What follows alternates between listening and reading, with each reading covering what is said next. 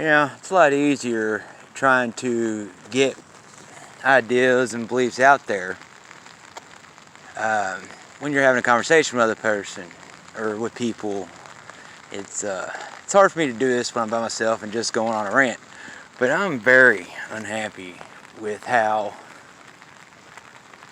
everything's ran. Let's be honest. The two-party system's never going to work, truly. The Stanford prison experience, when you give one small group power like that, without control and restrictions, they usually can become corrupted. It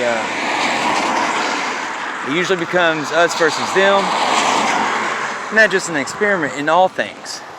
The fact that you got separate, you have liberals, Republicans, Democrats, and that right there breeds conflict. It 100% does breed conflict. And the fact, I don't like anything about how the government is run. Hey, look, what needs to happen is temptation needs to be taken out of the equation. There needs to be a I wouldn't say like another, not FBI, just another agency to keep politicians in line. Politicians should never, ever be allowed to use their seat to make any kind of money whatsoever. Besides their salary, maybe even housing, and common expenses should be taken care of by the government. That's fine. It should be a privilege to represent the people. You should have the people's interest in mind. And making all bills extremely complicated to read, boring, to try to cover all angles so no loopholes. I got a very, very simple idea. How about this? Why don't, when you write a law or legislation, you put in it something simple, like what you're allowed to do. Everything else, you're not. Don't try to word it in a fucking 1,000-page memo that nobody's really gonna read, and the words are so convoluted that it's confusing on purpose and boring as hell.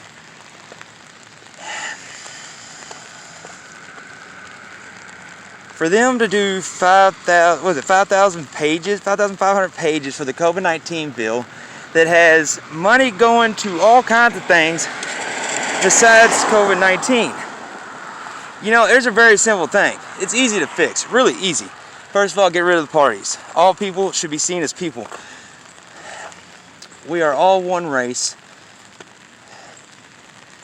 And it's going to be a little harsh for me to say this about some people, but there are character defects or flaws that shouldn't be allowed in a public office. First of all, borderline or narcissistic. You should not be in that office. A person in office should have a strong moral and a strong sense of empathy. Okay? To be a good leader should have a good heavy dose of empathy. They should take out all lobbyists. They fluff it up a lot on what a lobbyist does. No, they're bribing. Okay, that's what they are. 100%. They're bribing politicians. You can say however you want. They want certain things to go through. They back a candidate. They flood the market with his advertisement, get them in the office, and now you're supposed to do them favors. Okay, let's be honest. If a cop was arresting me for whatever reason, I'm like, hey man, everybody's having a hard time with a little money. How about I give you $100? You just let me go right now. What's that? A bribe. Okay. If I was being sentenced by a judge, I gave him money or offered him money to maybe take a little easier on me down the road. That's a bribe. So why is it when a politician backs and gives enough money to feed the hungry for a year in California on I don't even know exactly what the bill was, but the amount of money they put into stopping that bill from processing, they're not elected officials. They shouldn't be there. And the fact that you allow lobbyists is 100% going to breed corruption. Anybody who sets money from lobbyists, I know some of them are good people, but they need to, I'm not talking about the lobbyists, the elected people trying to run, and understand that they need the money to win and try to make changes. There's a problem though. That puts a little noose around their neck. That doesn't let them actually think freely on all topics. That allow them to do what is morally and consciously right about the people. What determines a great country is not the money they put into the military. It is how good the average person has it in the country. How the quality of life is great for everyone, not the 1%. I'm all about making a fortune, and it will never happen to 99% because it's rigged from the get. When 1% has that much money, you can make money with money. It's so fucking simple. But I have a massive problem with how far the inequality is. Why don't... Alright, I'm going to change topic. I'm going to change how I'm approaching this. Alright, so let's just say... Hold on, I got to collect my thoughts. I'll be right back. I think the government needs to work really hard to try to follow some of the great people in the past, like Einstein. He once said, if you can't explain something to a 6-year-old to understand, then you truly don't understand what the hell you're talking about.